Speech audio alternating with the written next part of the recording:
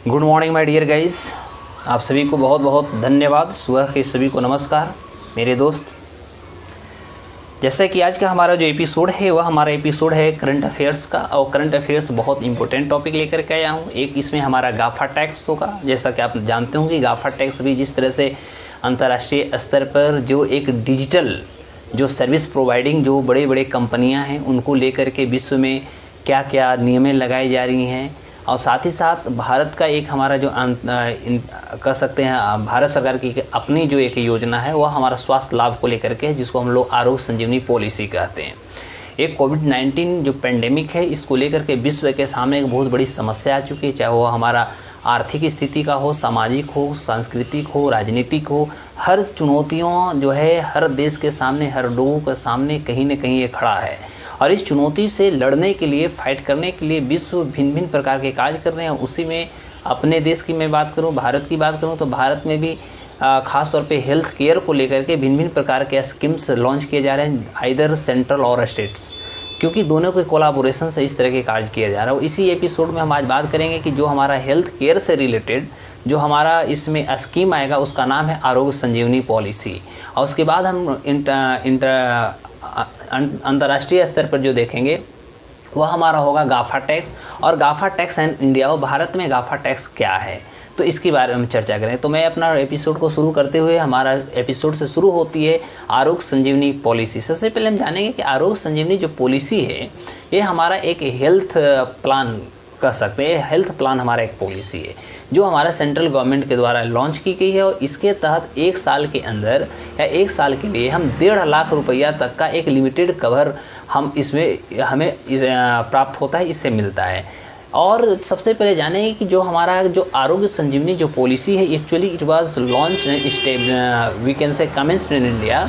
Bye IRDA. IRDA का full form होता है insurance regulatory development authority of India. तो भारत में इसकी जो शुरुआत की गई थी वह इरडा के द्वारा शुरुआत की गई। इरडा का मतलब हम लोग जानते हैं कि जैसा कि भारत में जितनी भी प्रकार के इंश्योरेंस कंपनियां हैं वे सारे इंश्योरेंस कंपनीज को कैसे इम्प्लीमेंट करना है, कैसे रेगुलेट करना है, उनकी क्या वर्किंग प्रोसेस होगी, those activities are completely considered and control by IRDA. तो उसका जो हर एक्टिविटी जो होती है वह हमारा इरडा के द्वारा होता है। Is it okay? तो अब हम बात करते हैं कि जो इरडा के अंतर्गत जो हमारा आरोग्य संजीवनी जो पॉलिसी है इसके अंतर्गत क्या होगा, ये मुख्य रूप से जो होगा यह एक हमारा स्वास्थ्य लाभ देगा। ठीक है, सबसे पहले ये हमारा एक स्वास्थ्य लाभ देगा, ये हम इस पॉइंट को हमें जानना होगा। और स्वास्थ्य और सामान्य जो बीमा होता है, खासतौर पर हम यदि हेल्थ की बात करते हैं तो हेल्थ और जो एक जनरल इंश्योरेंस होती है, क्योंकि हमारे देश में इंश्योरेंस 2 प्रकार के होते हैं, एक लाइफ इंश्योरेंस होता है, एक जनरल लाइफ इंश्योरेंस होता है। ठीक है, तो एक जो होता है हमारे जो ह्यूमन बॉडी है इसको वो कहीं ना कहीं कह सकते हैं प्रोटेक्शंस देती है। ठीक है, और एक जो होती है ह्यूमन बींग्स के अलावे भी जितने भी हमारे पास चीज़ें हैं उनकी भी एक इंश्योरेंस होती है जो GIC के अंतर्गत आता है। तो LIC की स्थापना 1956 में हुआ था और GIC की स्थापना 1972 में हुआ था। Is it okay? तो ये चीज़ आपको थोड़ा याद रखना होगा। तो इसके अंतर्गत क्या होगा कि हेल्थ और जो हमारा एक जनरल जो इंश्योरेंस जो फर्म्स हैं यानी जो कंपनियाँ हैं वो एक इसमें एक पैरामीटर दिया हुआ है। इस पैरामीटर के अंतर्गत हम कह सकते हैं जो एक पर्सनल जो हमारा स्वास्थ्य बीमा होता है पॉलिसी को देने का जो कह सकते हैं डायरेक्शन दिया गया वो हमारा सबसे पहले इरडा ने दिया। ठीक है, अब हम बात करते हैं कि इरडा के अंतर्गत ये क्या क्या होगी। तो एक्चुअली क्या होगा कि जो भी बीमा करता होंगे यानी जो इंश्योरेंस करने वाले लोग होंगे, ठीक है, उनकी न्यूनतम जो स्वास्थ्य आवश्यकता होगी उसको कवर करने का जो प्लान होगा यह खासतौर पे आरोग्य संजीवनी पॉलिसी के अंतर्गत की जाएगी। और इसकी जो शुरुआत भारत में किया गया वह 1 अप्रैल 2020 से किया गया। Is it okay? और खासतौर पर यदि हम एडिशनली चर्चा करते हैं तो एडिशनली में आप देखिएगा कि इरडा जो है इंश्योरेंस रेगुलेटरी डेवलपमेंट अथॉरिटी जो है ने यह भी आप कह सकते हैं कि निर्धारित कर दिया था कि इस योजना के लिए कोई बाहर निकलने की जो कह सकते हैं उम्र सीमा जो होगा उसके लिए कोई उम्र सीमा किसी भी व्यक्ति का अंतिम सांस तक ये जारी रहेगा, इसके लिए कोई उम्र सीमा नहीं है। और इसके लिए उन्होंने कहा कि रजिस्ट्रेशन के लिए जो होगा मिनिमम जो आपका एज होना चाहिए वो 18 साल होनी चाहिए और मैक्सिमम जो एज होनी चाहिए वो 65 ईयर्स होनी चाहिए। और इसके तहत कम से कम जो होगा आप चाहे वो मासिक हो, चाहे आप कह सकते हैं तिमाही हो, मंथली कह सकते हैं, क्वार्टरली कह सकते हैं, चाहे वो छमाही हाफ हो, है ना, आप इंश्योरेंस के रूप में 1 लाख से 5 लाख रुपया तक इन्वेस्टमेंट कर सकते हैं। और इसकी जो सालाना जो आपका प्रीमियर होगा, प्रीमियर, ठीक है, वो प्रीमियर आपको 4,000 रुपया से लेकर के 7,500 रुपया तक का होगा, ठीक है। और इसे जो होता है इस प्लान के अंतर्गत आप कह सकते हैं, इस प्लान को एक व्यक्ति या पारिवारिक या फ्लोटर प्लान आप कह सकते हैं, फ्लोटर प्लान के अंतर्गत है। फ्लोटर प्लान मीन टू से आप कह सकते हैं, floater plan is that considered जहां पर पति पत्नी बाल बच्चे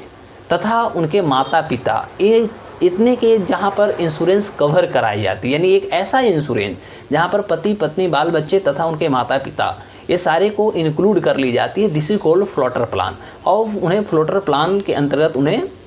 इस तरह के जो इंश्योरेंस की चीज़ें होगा उनको वे हम कह सकते हैं कि व्यवस्था किया जाएगा। अब हम बात करते हैं कि जो हम इरडा की चर्चा कर रहे हैं, इरडा है क्या, थोड़ा इसके बारे में आप भी जान जाइए। तो सबसे पहले इरडा जो है insurance regulatory development authority of India जो है, this is an apex statutory body of our government of India. तो सबसे पहले ये हमारा एक एपेक्स स्टैट्यूटरी बॉडी हमारी भारत सरकार की। सेकेंडली वो होती है कि it's mainly responsible to regulate and develop insurance industry in India. इसका मुख्य जो काम है भारत में इंश्योरेंस जो कंपनी है, ठीक है, इंश्योरेंस कंपनी को कैसे डेवलप करनी है, कैसे रेगुलेट करनी है, those activity in those process are completely considered and maintained by IRDA. और इरडा के द्वारा होता है। Actually it was constituted as per the permissions of insurance regulatory we can say regulatory and development authority act 1999। और इसकी जो स्थापना हुई थी एक प्रोविजन के तहत हुआ था। वो प्रोविजन का जो नाम था उसका नाम था, आप कह सकते हैं, insurance regulatory and development authority. 1999 में एक प्रोविजन लाया गया। इस प्रोविजन के तहत सबसे पहले भारत में आप कह सकते हैं कि इरडा का जो है स्थापना किया गया था। एक्चुअली इसकी जो हेड क्वार्टर है वो हमारा हैदराबाद है, यानी आंध्र प्रदेश में है। और इसका मुख्य जो फंक्शन होता है, इरडा के यदि हम बात करते हैं कि इसकी जो मुख्य फंक्शन होता है, इसका मुख्य जो फंक्शन होता है वो होता है to protect the rights of insurance policy holders. जितने भी इंश्योरेंस पॉलिसी होल्डर्स हैं उनकी भी एक अपना अधिकार होता है। उनकी अधिकारों को कह सकते हैं सुरक्षा प्रदान करना। Secondly we can say to provide registration certificate to the life insurance company. Bharat में जितने भी इंश्योरेंस की कंपनियां हैं, लाइफ इंश्योरेंस की कंपनियां हैं, वे सारे कंपनियों को कह सकते हैं आप कि उसे जो ये होता है आपको रजिस्ट्रेशन सर्टिफिकेट प्रोवाइड करता है। And sometimes other is also renew, modify and cancel the we can suspend their registration certificate also as on when appropriate, या we can say promote efficiency in the conduct of insurance business। जब वो कहीं कहीं किसी कार्य को करने में हम कह सकते हैं कि जो भी एक इंश्योरेंस की द्वारा सरकार के द्वारा जो दी गई उनकी मसौदा है उसको यदि वो करने में असमर्थ हो जाती है या कहीं कहीं वो इलीगल रूप से पेश हो जाता है, तो वैसी परिस्थिति में इनकी रजिस्ट्रेशन, इनकी सर्टिफिकेट जो होती है वो हमारा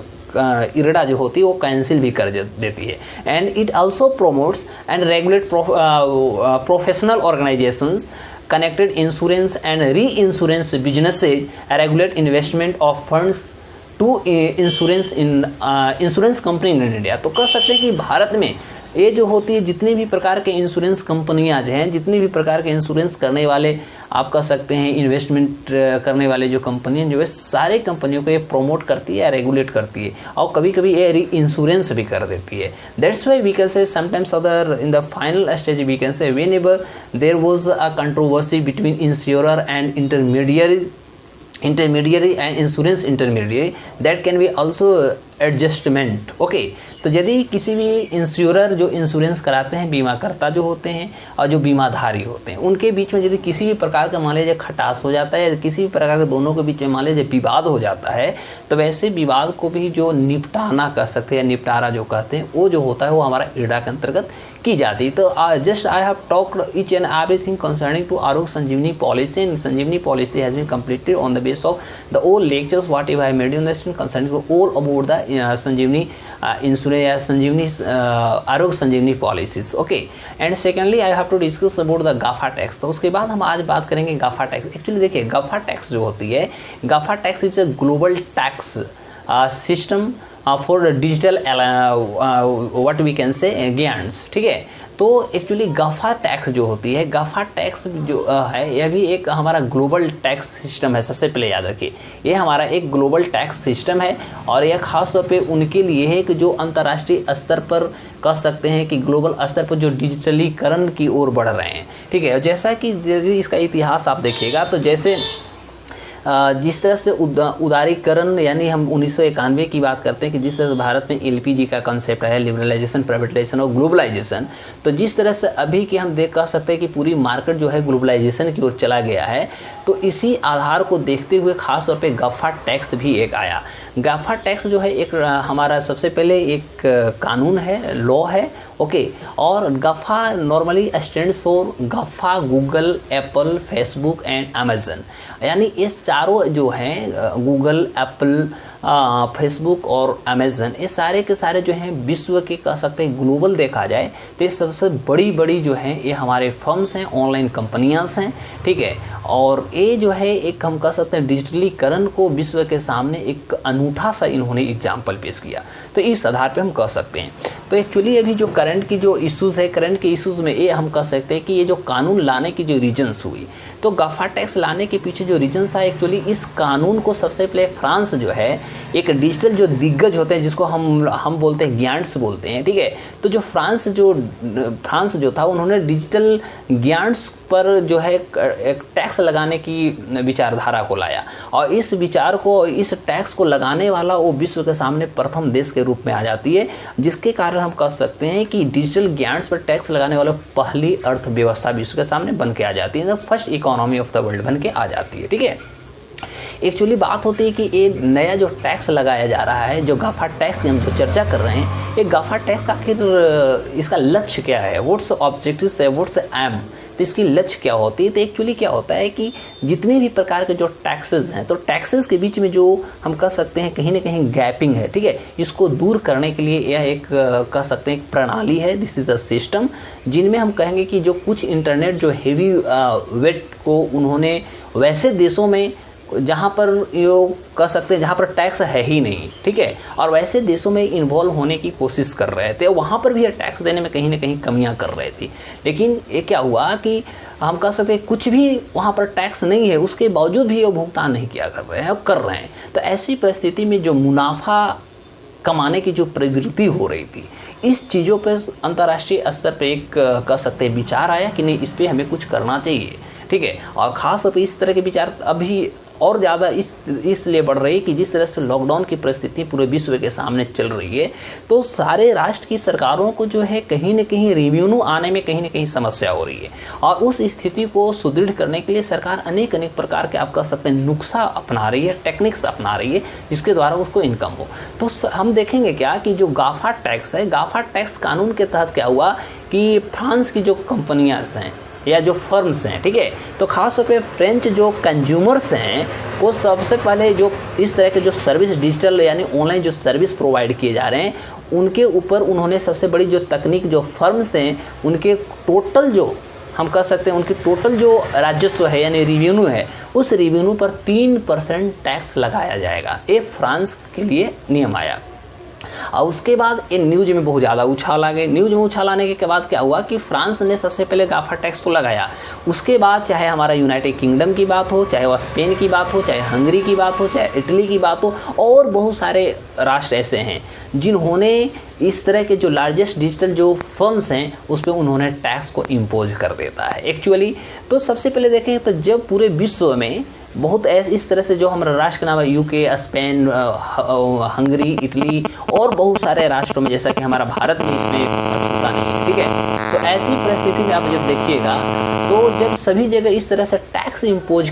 करना चालू हुआ, तो हम देख रहे हैं कि विश्व में जितनी भी बड़ी से बड़ी, यदि आप देखिएगा कि डिजिटल जो फर्म्स हैं, डिजिटल जो कंपनियां, चाहे फेसबुक, गूगल, अमेजन की हम बात करते हैं, तो ये सारे एप्पल से सारे जो हैं हमारे अमेरिकन कंपनी है। और इस तरह से जब उन पे एक टैक्स क्या कह सकते हैं, टैक्स जब इम्पोज किया गया, तो अमेरिका के जो ब्यूरोक्रेट्स कह सकते हैं, जो ऑफिसर्स हैं, उन्होंने अमेरिकी फर्म के ऊपर जब इस तरह से टैक्स लगाए गए तो उन्होंने कहा कि नहीं, ये तो भेदभाव है। इट मीन टू से उन्होंने क्रिटिसाइज करने की कोशिश किया कि इस तरह के जो एक्टिविटीज़ किए जा रहे हैं हमारे कंपनियों के ऊपर, हमारे कंपनियों के बिजनेस के ऊपर, यह कहीं ना कहीं भेदभाव सा लग रहा है, ठीक है। और इस कदम को उन्होंने आगे बढ़ाया। और अब देखते हैं, और कुछ इसमें ऐसे भी अधिकारी हैं, कुछ ऐसे भी कह सकते हैं कि इसके विशेषज्ञ जो हैं वो कहते हैं कि किसी भी नए, और अमेरिकन सरकार ने कहा, और खासतौर पे अमेरिकी की हम यदि ब्यूरोक्रेसी की बात कर सकते हैं, ऑफिसर्स की बात करते हैं, तो उन्होंने कहते हैं कि किसी भी नया जो हम लेवी लगाते हैं, यानी जो टैक्स किसी के ऊपर लगाते हैं, तो केवल अंतर्राष्ट्रीय टैक्स के जो मापदंड होते हैं, जो पैरामीटर्स होते हैं, उसके अंतर्गत ही होना चाहिए, ओवरऑल कर सकते हैं, ठीक है, यानी होल वर्ल्ड में लगाया जा सकता है। और अब इस तरह से जब अमेरिका के कंपनियों के ऊपर जब इस तरह से गतिविधि होने लगा, एक्टिविटीज जब उन पे जब इस तरह का टैक्स जब इम्पोज होने लगे, तो अंततः क्या हुआ कि अमेरिका ने जो एक ट्रांस अटलांटिक ट्रेड एस्पेक्ट पे जो उनका अपना एक दबदबा बना हुआ था, ठीक है, जिसपे वो अपना एक राज्य करने की जो ऐतिहासिक पृष्ठभूमि को जो बनाए हुए थे, वह कहीं न कहीं इस रिस्क को, इस जोखिम को उन्होंने कम करने की कोशिश कर लिया, यानी हम कह सकते हैं वापस कर लिया। इसकी बैकग्राउंड में हम यदि चलते हैं तो देखिएगा, बैकग्राउंड में सबसे पहला होता है कि यदि हम उदारीकरण की बात करते हैं, तो इस तरह के जितने भी खास तौर पर डिजिटल कंपनियां हैं, वे सारे वैसे ही देशों में जाकर के इन्वॉल्व होने की कोशिश की, वहीं पर अपनी कंपनी को रजिस्ट्रेशन कराने की कोशिश की जहां पर टैक्स न के बराबर थी। सबसे पहले ये ध्यान दीजिएगा, यानी जहां पर टैक्स न के बराबर थी वैसे राष्ट्रों में इन्होंने जाकर अपना रजिस्ट्रेशन करा लिया, वहाँ पर अपनी ऑनलाइन कह सकते हैं वर्चुअल इनकी जो बिजनेस थी, इन्होंने वहाँ पर शुरू कर लिया। लेकिन बात होती है कि जब हम टैक्स इम्पोजिंग की बात करते हैं, तो वहाँ पर कहीं ना कहीं जो होता अंतर्राष्ट्रीय स्तर पर जो होती है, बहुत सारे चुनौतियों को भी सामना करना पड़ता है, क्योंकि ये सारे जो कंपनियां हैं, ये सारे तो अंतर्राष्ट्रीय स्तर पे व्यवसाय कर रहे थे, ठीक है, और डिजिटल कंपनियां के व्यवसाय में जो हमारा टैक्स जो होती है, ये इसलिए कठिन हो जाता है, जिससे कि हम कह सकते अर्थव्यवस्था में इसका एक बहुत बड़ा नुकसान भी प्रभाव पड़ जाता है, क्योंकि जो फिजिकल अपीयरेंस जो होती है, फिजिकल अपीयरेंस के रूप में कहीं ना कहीं उपलब्ध नहीं हो पाते हैं, ठीक है, ये डिजिटलीकरण या ऑनलाइन सर्विस देते हैं। तो इसी स्थिति में क्या हुआ कि जहाँ पर टैक्स न के बराबर जिस राष्ट्र में थी, वहाँ पर इन्होंने इन्वॉल्व हो गया, अपना बिजनेस शुरू कर दिया, और वहाँ पर भी वैसे राष्ट्र में भी न के बराबर टैक्स में भी ये अपनी सहभागिता देने में कहीं ना कहीं असमर्थ हो रहे थे। तो मायने सी बात है कि यदि आप किसी भी राष्ट्र में ज़्यादा से ज़्यादा कमा रहे हो, तो उसमें आपको कुछ तो कंट्रीब्यूशन उस राष्ट्र की इकोनॉमी में आपको करना ही चाहिए, और ये कहीं ना कहीं हम कह सकते हैं दूसरे शब्द में कहीं ना कहीं चीटिंग कर रहे थे, कहीं ना कहीं टैक्स की चोरी कर रहे थे, जिसके कारण ही आज ऐसा समय आया कि गाफा टैक्स जो हुआ यहाँ पर लागू कर दिए गए। ये चीज़ हम स्पष्ट रूप से कह सकते हैं, ठीक है। अब जब आप इसके बैकग्राउंड में जाइएगा तो जनवरी 2020 की बात है, ठीक है। जनवरी 2020 में विश्व के 137 ऐसे राष्ट्र हैं जिन्होंने OECD के तत्वाधान में OECD का मतलब होता है organisations for economic cooperation and development, ठीक है। तो यदि देखते हैं तो जनवरी 2020 तक आप देखिएगा कि जनवरी 2020 में लगभग विश्व के 137 राष्ट्रों ने OECD के तत्वाधान में 2020 के अंत तक हम कर सकते हैं जितने भी टेक्निकल मल्टीनेशनल जो कंपनियां हैं, ठीक है, उन पर टैक्स लगाने के लिए उन्होंने एक एग्रीमेंट साइन किया, ठीक है, और उस पर बातचीत करने को लिए भी सब लोगों ने क्या हुआ, एकॉर्ड हो गए, यानी सहमत जता दिए, राजी हो गए। और उस आधार पे आप देखेंगे सबसे पहले तो फ्रांस हुआ, ब्रिटेन हुआ, इटली हुआ, स्पेन हुआ और हंगरी हुआ, ऐसे जो राष्ट्र सबसे पहले ही इन्होंने organisations for economic cooperation and development जो थी, इनके स्तर पर एक निष्पक्ष हम कह सकते हैं कि उन्होंने एक निष्पक्ष डिजिटल टैक्स के रूप में जल्द से जल्द उन्होंने कार्य करने के लिए सहमति जता दिया था, और इच्छा जताते हुए उन्होंने खासतौर पे इस ऑर्गेनाइजेशन के तहत उन्होंने आप कह सकते हैं कि उन्होंने इस पे अपनी जो उनकी प्रक्रिया थी, उनकी जो एक थॉट थी या जो रिएक्शन था, उस रिएक्शन को भी उन्होंने विश्व के सामने या इस ऑर्गेनाइजेशन के सामने उन्होंने रख दिया। अब हमारे पास आपके पास एक क्वेश्चन बार बार आपके दिमाग में होल्ड करता होगा कि आखिर ऐसी क्या कारण हुआ, ऐसी क्या विचार हो गया जिससे कि अंतर्राष्ट्रीय स्तर पर गाफा टैक्स लाना पड़ा, और गाफा टैक्स लाने के पीछे आखिर औचित्य क्या है, which types of provisions which has been amended that GAFA tax was launched in the world and finally India has also involved in it, और अंततः भारत भी इसमें इन्वॉल्व हो जाती है। तो सबसे पहले जानिएगा कि जो हमारा मौजूदा जो टैक्स का जो पैरामीटर्स है, मापदंड है, जो पहले से ही प्रोपोजर थे, उसको कुछ जो इंटेलेक्चुअल्स थे, जो इसके विशेषज्ञ लोग थे, उन्होंने इसको ब्रिक्स मॉर्टर ट्रेड मॉडल का रूप दे दिया, ठीक है। और इसके तहत कर सकते हैं जो ऑनलाइन सर्विस जो प्रोवाइडिंग जो कंपनियां हैं उन्होंने एक्सचेंज करने के लिए कहीं ना कहीं उपयुक्त रास्ता को नहीं अपना पाए, ठीक है। और ख़ासतौर पे जो हम कह सकते हैं जो यूरोपियन राष्ट्र हैं, विशेष रूप से देखिएगा तो जो भी यूरोपियन राष्ट्र हैं उन्होंने गाफा टैक्स का गलत तरीके से आप कह सकते हैं कि टैक्स का जो कहीं ना कहीं जो लॉ थे, जो रूल्स थे, उसको उन्होंने कहीं ना कहीं शोषण करने की कोशिश कर रहे थे, ठीक है। और कोशिश करने के कारण वही एक ऐसा कारण बना कि जो कम टैक्स जो था उसके ऊपर भी जो लाभ प्राप्त कर रहे थे, लाभ की जो कर रहे थे उस पर घोषणा पूर्ण रूप से नहीं कर पाए, जिससे कि अपने जो एक वित्तीय जो हमारा फाइनेंशियल जो इन्वेस्टमेंट होती है उससे एक अतिरिक्त आप कह सकते हैं या उचित आप कह सकते हैं अप्रोप्रिएट जो आपकी एक शेयर हो बनता है, जो आपका एक हिस्सा बनता है, उससे कहीं ना कहीं वह राष्ट्र स्वतंत्र जो मतलब वो पार्टिकुलर राष्ट्र जहाँ पर बिजनेस ऑनलाइन कर रहे थे वह उससे वंचित हो रहे थे, डिप्राइव्ड हो रहे थे। तो यह एक सबसे बड़ी समस्या थी। यही समस्या हुआ, यही एक बहुत बड़ा औचित्य हुआ जिसके कारण विश्व के सामने हम कह सकते हैं कि खासतौर पे गाफा टैक्स से प्रोविजंस को लाए गए। यदि हम भारत की बात करते हैं, गाफा टैक्स इन इंडिया की यदि आप बात करेंगे तो आप याद रखें कि भारत में 560 मिलियन प्लस, ध्यान देंगे, भारत में 560 मिलियन प्लस इंटरनेट यूजर्स हो चुके हैं और जिसके कारण भारत जो है इंटरनेट कंज्यूमर के रूप में विश्व के सामने या इंटरनेट या ऑनलाइन यूजर्स के रूप में भारत जो है विश्व में दूसरा पोजीशन को रखता है, सेकंड पोजीशन रखता है with 560 millions plus online users. तो इस आधार पे भारत दूसरे स्थान पे रखते हैं और इसलिए कह सकते हैं कि इसके जो टैक्स जो रेवेन्यू के आधार को यदि आप देखते हैं तो इस दृष्टिकोण से आप देखिएगा कि डिजिटल जो बिजनेसमैन थे उन्होंने कहीं ना कहीं अंदर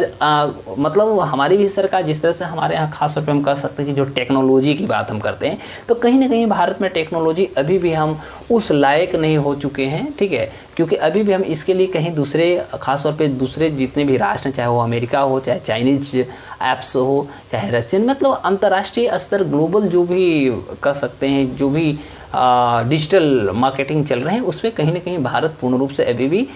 डिपेंडेंट है, ठीक है। तो इस तरह की जो संभावनाएं थी, ऐसी संभावनाओं को लेकर सरकार ने भारत में कहीं ना कहीं इस पर नज़रअंदाज भी किया जा रहा था। लेकिन जब अंतर्राष्ट्रीय स्तर पर हो गए, जिस तरह से भारत में हम देखते हैं कि इस सब को बढ़ावा देने के लिए हमारी भारत सरकार जो है बहुत कम उनसे टैक्स लेती है। वो ऐसी परिस्थिति में भी यदि इस तरह की कंपनियां, चाहे अमेजन, फेसबुक, एप्पल, इस तरह की जो कंपनियां भारत में कार्य कर रहे हैं वो ज़्यादा से ज़्यादा मात्रा में हम कह सकते हैं कि उनकी इनकम भी हो रही है और उसके बावजूद भी यदि वो किसी भी प्रकार के हम कह सकते हैं कि देश की अर्थव्यवस्था में यदि उनकी किसी भी प्रकार की कंट्रीब्यूशन नहीं होती तो एक बहुत बड़ा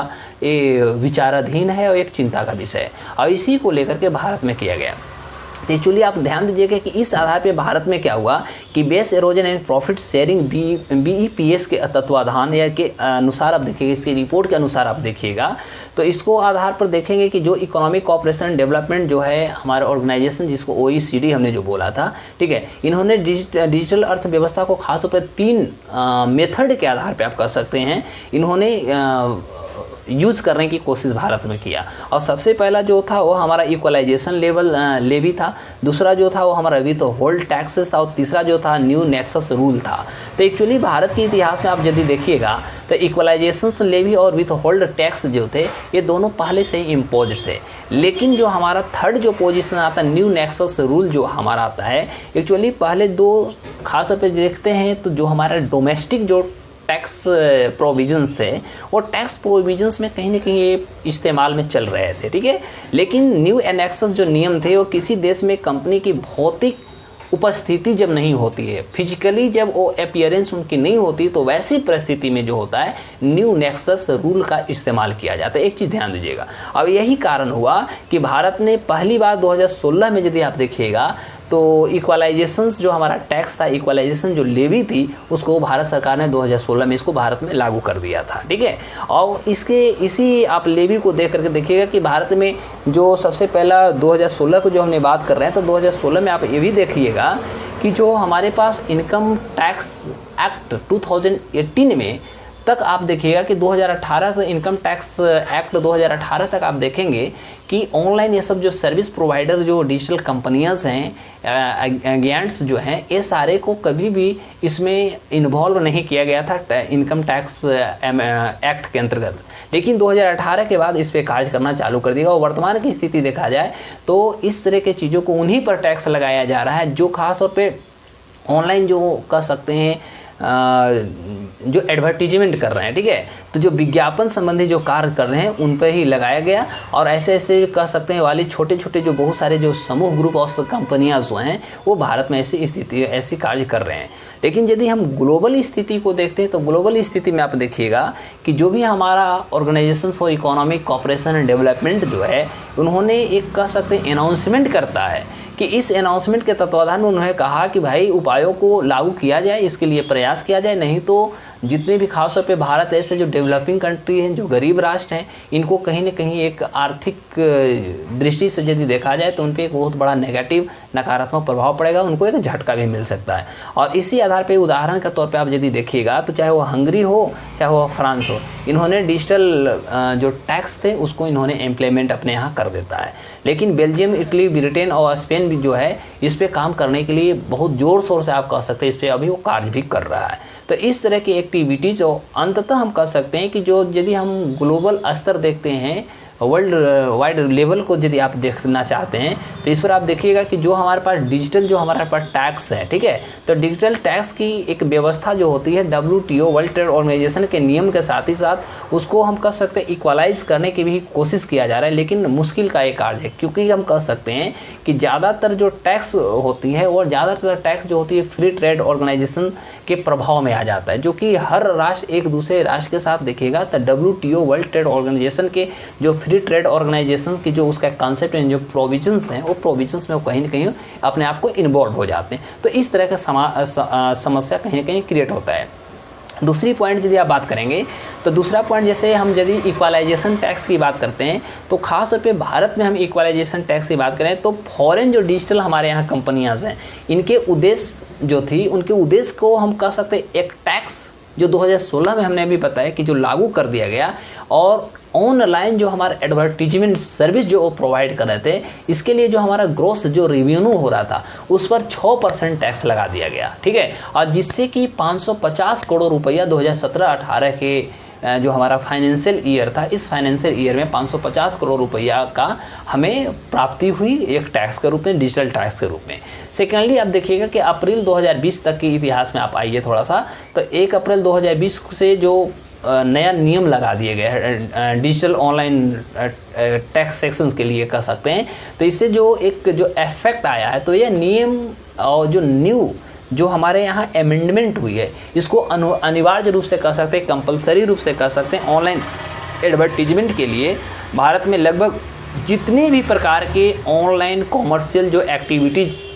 होते हैं वे सारे को इक्वल टैक्सेशन के या इक्वल रिवेन्यू या इक्वल लेवी के अंतर्गत उसको लिया गया है। और अब उसको कहा दिया गया कि भैया आप अपना जो भी आपका रिवेन्यू होगा, जो राजस्व होगा, वो राजस्व आपको 2% जो प्रोपोजल टैक्स लॉ था हमारा, उसके माध्यम से आपको इसको फुलफिल करना होगा और आपको इसके लिए तैयार होना होगा। तो ये हमारा जो पूरी ओवरऑल जो हमने डिस्कशन किया, ये हमारा पूरा के पूरा जो डिस्कशन थी, वे सारे के सारे हमारा डिस्कशन जो था वो गाफा टैक्स पे था। और उसके बाद हमने आरोग्य संजीवनी पॉलिसी के बारे में बताए थे। दोनों हमारे करंट अफेयर्स से हुए, दोनों अब देखिएगा तो बहुत इंपॉर्टेंट हैं, कहा नहीं जा सकते एग्ज़ाम के क्या क्राइटेरिया होती, एग्ज़ाम कैसे भी चल रहा है, इस पर कहना बड़ा मुश्किल है। तो आप देखते रहिए, मुस्कुराते रहिए, और फिर एक नए एपिसोड के साथ जिस तरह से हम इंडस्ट्रियलाइजेशन की बात कर रहे हैं, तो सुबह में जैसा कि हम आपको आयरन एंड स्टील इंडस्ट्री की चर्चा किया, अगला हम इंडस्ट्री से फिर दूसरा एपिसोड लेकर के आता हूं। तब तक के लिए नमस्कार, बाय बाय, आप लोग तैयार करते रहें।